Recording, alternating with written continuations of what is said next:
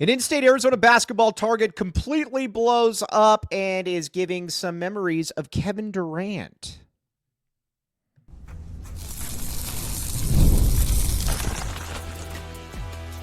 You are Locked On Wildcats, your daily podcast on the Arizona Wildcats. Part of the Locked On Podcast Network, your team every day. Thanks for keeping it locked on Wildcats and making this your first listen of the day. Today's episode is brought to you today by FanDuel. Right now, new customers can get $200 in bonus bets when your first $5 bet wins. That simple, that easy. Go to FanDuel. All right, we're going to talk. Cam Williams. We're going to talk CB Gay. We are going to talk one and dones. We're going to talk little Arizona baseball. It's currently going on right now. Arizona's up, so let's keep the good times rolling. But first, Cam Williams, my friend, Cam Williams. Now, you might say, Mike, you've talked about a lot of Cams on this show. You talked about Cam Holmes. You talked about Cam Williams. Cam Williams, this is my favorite player in the entire class. Kid out of St. Mary's, legitimately 6'10". You see how he moves. He moves differently than other players, and he is just he's the goods. Again, you watch him. He's legitimately 6'10" with a super long wingspan, a pure shooter, a very pure shooter, and somebody too that is you can tell with his body type, he's going to be able to put on some muscle. He's going to be able to put on some real muscle, and he is 24/7 has shot him up to 15 in the into the rankings, and you can see why. Again, he is every bit of what he's every bit as good as some of these players. He's every bit as good as some of those players, and that's where I think it's kind of at this point. Now, the one thing is you see him and you're just like, man, he's the total package. Arizona's been all in on him from the absolute beginning. And not only has Arizona been in on him since the absolute beginning, they've also been in on him, and I think that they're probably the favorites to land him. I'd be a little surprised if they didn't. Now, again, some people are talking about, you need to slow play him. You need to do this or that because you don't want to run off Christian Collins. To me, you don't do that. To me, you say, all right, Cam Williams, that is the guy that I absolutely want. Now, listen, I'd love to get Christian Collins. He's obviously fantastic. He's one of the handful of best players in the entire class. Totally get it. But when it comes down to it, though, I'm still going to, if a top 15 kid wants to commit, I am 100% going to take that kid. And I think that's what will probably be the situation with Cam Williams. I think that Arizona will get Cam Williams. I have no inside information on that, but I do think that Arizona can get Cam Williams. Again, he is when he talks schools, that's the first one that he mentions. And keep in mind too, Arizona has done a very, very good job Arizona's done a very, very good job when it comes to in-state kids, and that's a big shout-out to TJ Benson. TJ Benson is roundly respected within the high school basketball circles, and there's a reason why. I mean, he comes from a family that, is very, like I said, is very well known, obviously. But again, Williams, he can play the 3, he can play the 4, he can do a lot of different things. And I think that's the part that's kind of fun about this entire situation is that you watch him and he, like I said, he can shoot the 3, he can get to the rack, he can do a lot of different things. And honestly, the other thing that's exciting about him too is that he's just barely scratching the surface. When you look at him, that is what a lottery pick looks like. They come and they look like Cam Williams, with that length, with that athleticism. And I think as well, you're going to continue to see him get better. And I know the 24/7, like I said, has moved him up to the number 10 spot on the board. I get all of that, or a 15 spot. I think he could go even higher because, again, he's got a lot of stuff you can't teach, and that shooting stroke is pure. A lot of people are always complaining that Arizona doesn't have any shooters. Well, you know what? You would get one with Cam Williams, and I think a Lauri Markannen comparison would actually be kind of similar as far as a statistical output. I think that is kind of the prevalence of what you're looking at here. So again, it'll be exciting to it'd be exciting to see like just kind of where we are at this stage in the game. I think something too that we need. I think is something that we also need to talk about is what is the how would he fit in? He starts, dude like that comes in and he starts immediately, and then you'd have some other players around him, but like I said, I think he's gonna end up in the top 10 in his class.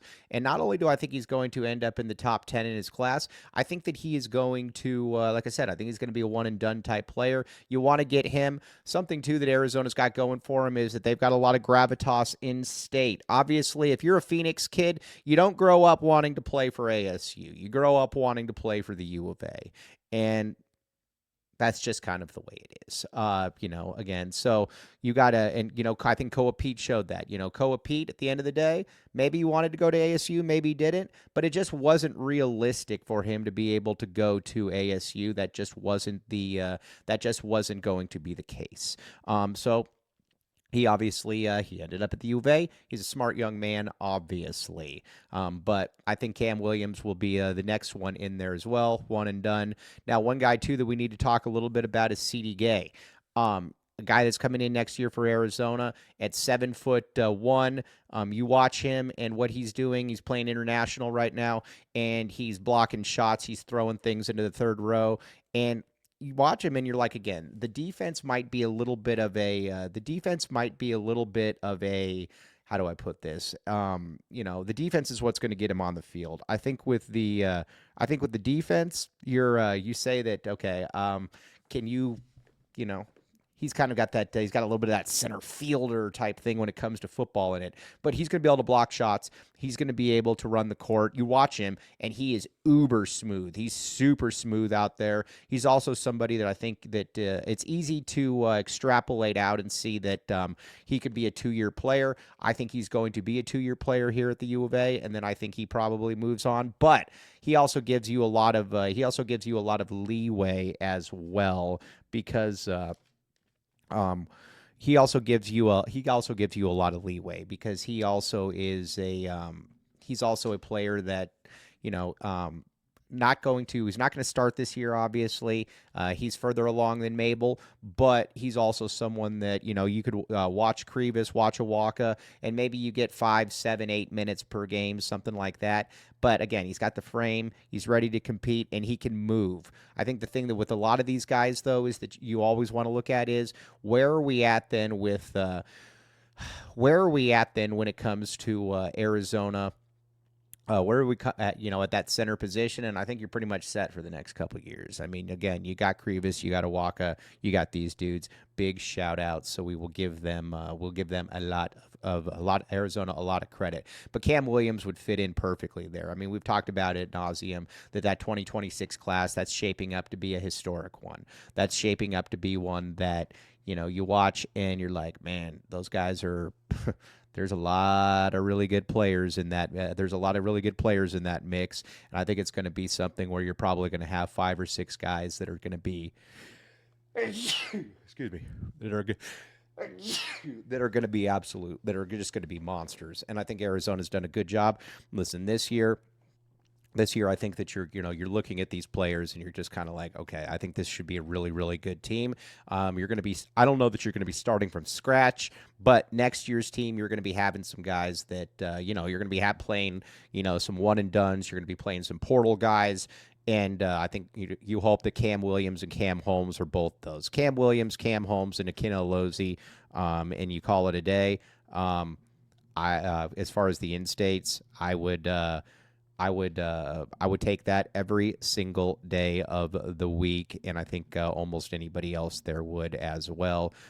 Again, so we shall see. But Cam Williams shooting up the draft boards as well. Guarantee you, NBA folks already know who he is. The Kevin Durant comparison isn't awful. I kind of like the Kevin Durant comparison, to be honest with you, and again, anytime somebody's 6'8", 6'9", and can shoot, they're always going to try to compare you to Kevin Durant. I get all of that, but at the same time, there are some similarities there. Now we're going to talk a little bit more basketball, a little baseball, and some instant impact contributors with football.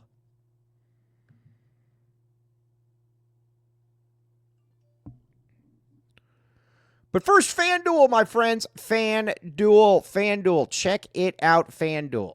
All right, now here's the deal. The NBA playoffs are in full swing, and every night delivers highlight-worthy performances, major momentum shifts, and can't-miss moments. Whether it's a game-winning shot or a breakout player, there's never been a better time to get in on the action. FanDuel makes it easy to stay in the game before tip-off and live with player props, performance trends, and same-day game parlays. Fans have more ways than ever to play smart and win big. Again, here's the cool thing about it. Which players are showing up in the biggest moments? You might be watching the Thunder and you're like, oh, there's SGA's falling on the ground again for no reason. You know what? I'm going to pick him to shoot more than 28 foul shots. FanDuel would be that spot to be. Now, new to FanDuel, it's the perfect time to sign up. Head to FanDuel.com and place your first $5 bet. If it wins, you get $200 in bonus bets. Make every moment more with FanDuel, the official sports betting partner of the NBA. Again, this is a great time to get on it. NBA playoffs are awesome.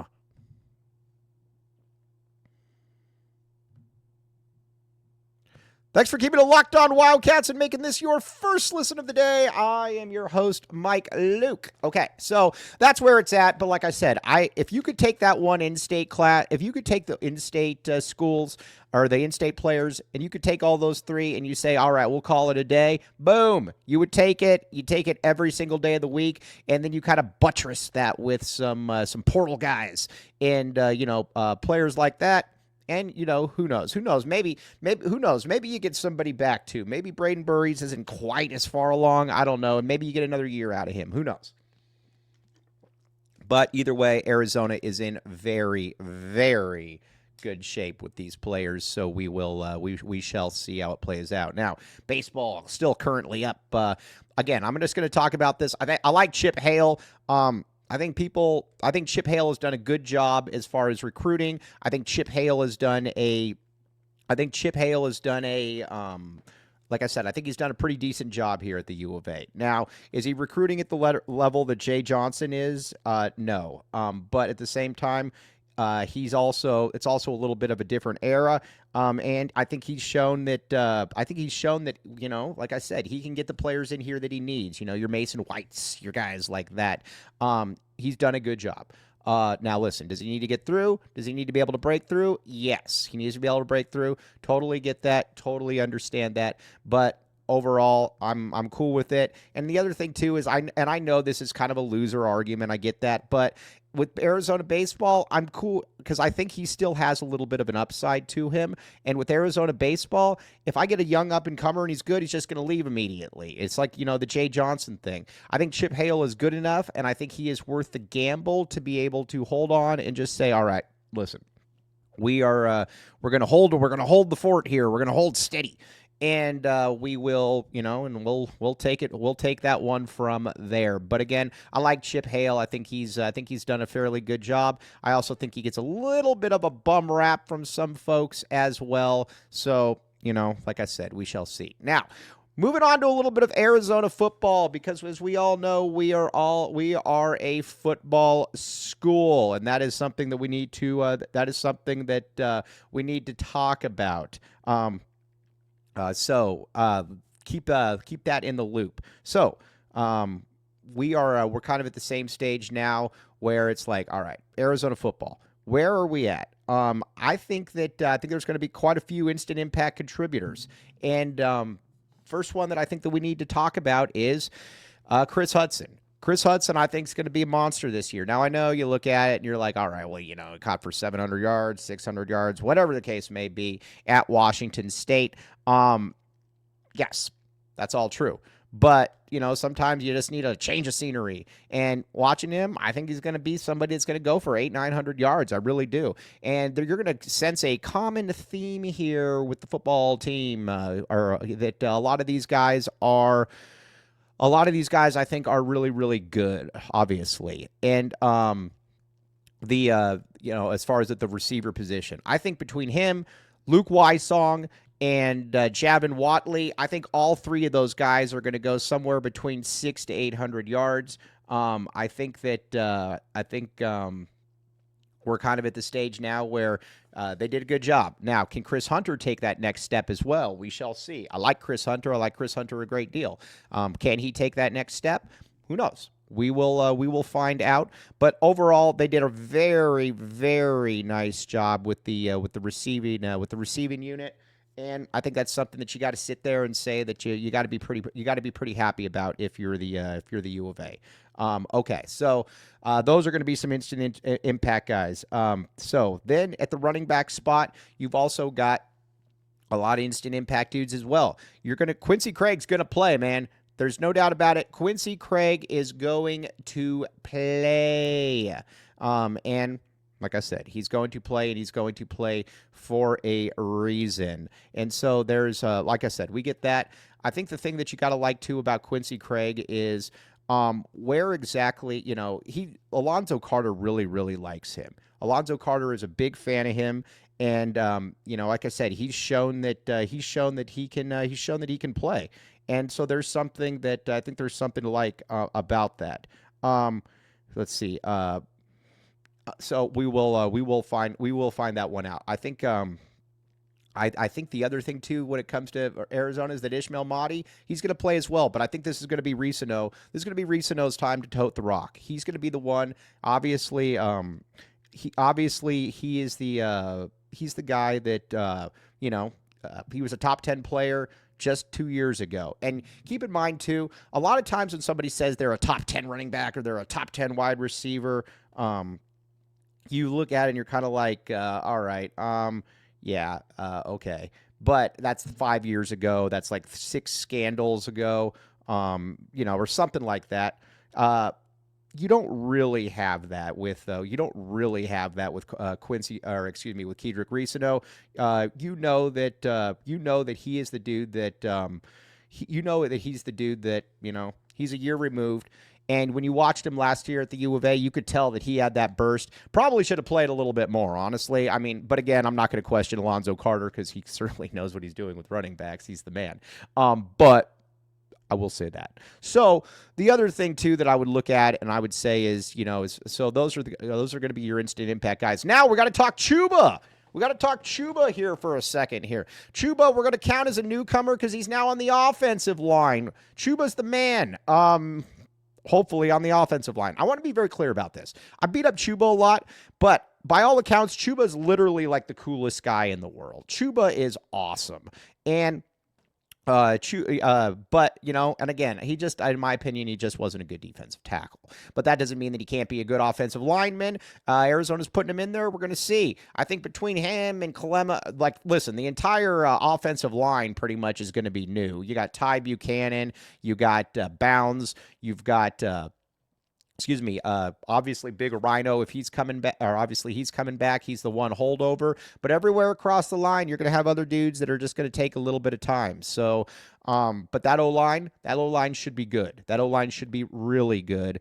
And, as far as, what you're hoping for from, players that you're bringing in. Because if the line isn't good, I mean, and like I said, I have no clue if it's going to be good, but I'm saying from Brent Brennan's perspective, it should be good because that's kind of what you prioritized this entire offseason. We shall see. I think that's the biggest question mark. But again, you're going to have you got a lot of new faces in there. You got a lot of new faces. All right. Now, what about the defensive line?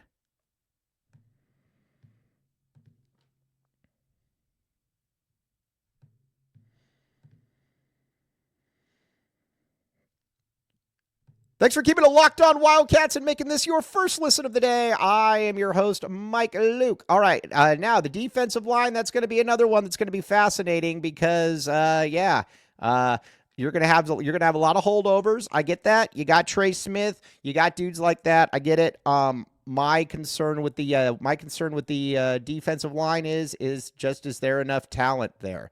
Now, again, they've brought a couple kids in that they really like, I can't remember his name now. The second, or the guy from a smaller school, Deshaun something or other. But he's supposed to be good. Like I said, I'm not going to even pretend to know. Now in the secondary, you got a couple guys. We're going to count Traden Stukes as a newcomer, mainly because he didn't play much last year. He got hurt. Traden Stukes is obviously back. And Javion Cole, that's another one. Javion Cole is obviously going to start at one of those corner positions. You got him. You got Marquise Groves Killebrew. You got the kid from West Virginia as well. That'll be interesting to see. Now at that linebacker spot, I don't think guys like Gotcher are going to be able to play. When you bring in guys from Northwestern State, which was literally the worst defense like in the country in the Division II level, yeah, a lot of times those guys just aren't going to be good, and I don't see any reason to indicate that those guys are going to be good. I just don't see it. So, like I said, I think that's that's a little bit of an issue. But the whole defense is just going to be kind of a question mark. Now, if you want to talk about a new face in here, we'll talk about this a little bit as well. Instant impact, Seth Doege. I think Seth Doege is, how do I put this? Seth Doege is a really, really, I think he's a very bright offensive mind. Arizona is very lucky to have him because, again, he is like I said, you watch how he played a quarterback at Texas Tech. And then you watch how, again, winging the ball all over the field. But then you also look at it and you see how his running back, how at Marshall, he's like, man, we got to run the ball. And he did just that. That was exciting stuff. That's pretty cool things. That's pretty cool things to see. So I think he's going to get the ball out quickly, and I think that's something that Arizona absolutely needs. Last year, it was a bad offensive line, and again, that's something that I still worry a little bit about because, like I said, you probably downgraded talent, and you still got Oglesby there. But people like John Fina, like Glenn Parker, Lamont Lovett, they all like him. So those guys know way more about football than I do. So I'm going to give, we'll reserve judgment. How about that? I'll reserve judgment. So there's that. But I think Doege is going to be a massive improvement, mainly because you're going to have an offensive coordinator that is actually in on the game and that knows what he's doing. Last year, Babers, that was awful. That was a train wreck. That was embarrassing.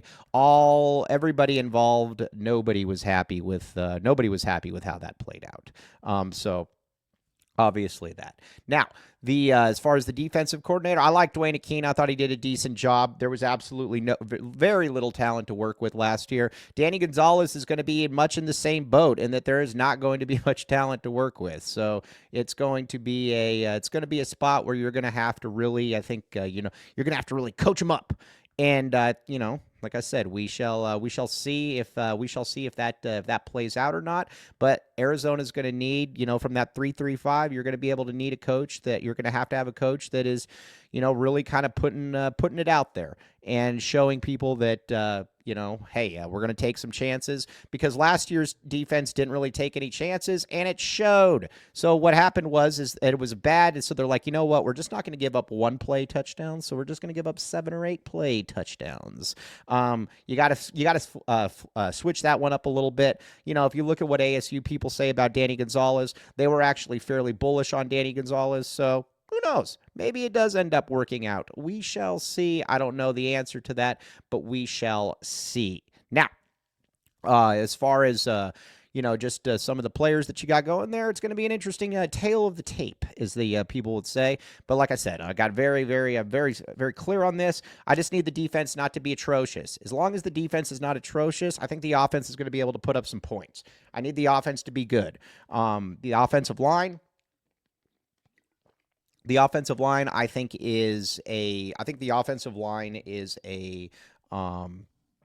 that's the concern. But I also I'm also enthused, though, that you have somebody like Doege in here that I think is probably going to understand those shortcomings, if there are shortcomings, and he's probably going to be able to game plan around it. So that's at least what you are hoping from an Arizona perspective. All right, now we're going to come back with you tomorrow. We're going to talk some Arizona baseball because again, right now they're up 3-0. We like hearing all of that. But as always, very much appreciate you all making Locked On Wildcats your first listen of the day. Locked On, your team every day. Again, go Chip Hale, bear down, back the A. And again, Cam Williams, keep an eye on that guy, everybody, because again, he is shooting up the charts, and he's somebody we've been talking about for quite a while. He is awesome. All right, everybody, be safe and have a great rest of your Thursday. You've been listening to Locked On Wildcats.